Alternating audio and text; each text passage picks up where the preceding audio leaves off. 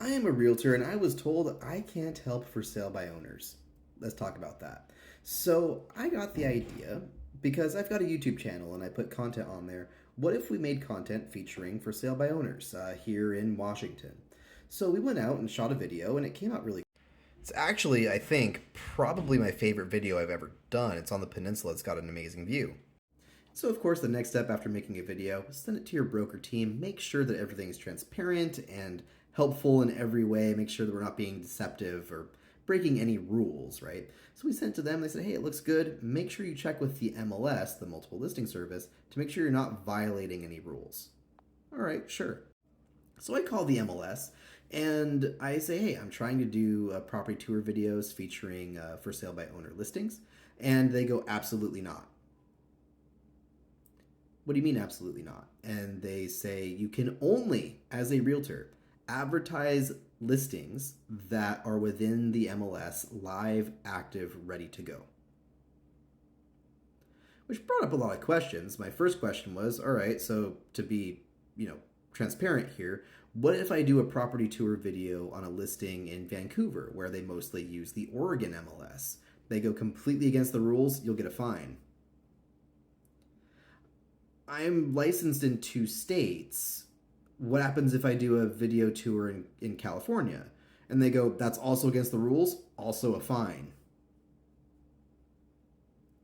What if I have permission from the owner signed, right? Like, hey, you can do a video at my property. They go, this is one of our most hard, fast rules. You may not market any property, especially for sale by owners, without it being on the MLS because we don't want to violate fair housing.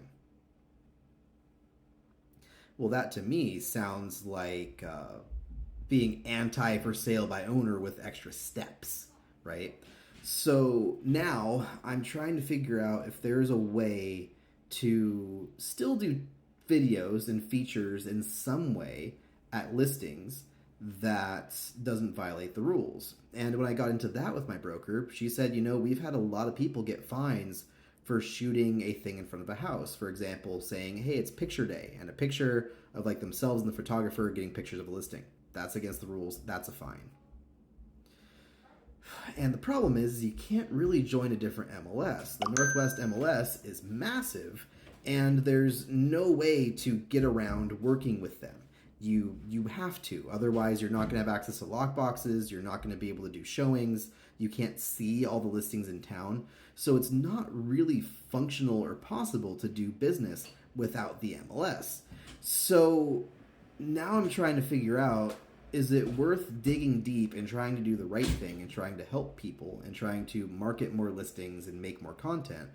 Or do I do what every other realtor has to do and just listed, just sold, and basically ignore for sale by owners because technically we're not really allowed to do anything with them. We can still buy the home, kind of. It's a lot of extra steps. But, for all of the huff and puff that everyone's had about fair housing and making sure that everything's equal and making sure that everyone's following the rules and that we're not doing anything weird, man, this feels right in line with what all those big lawsuits were just about.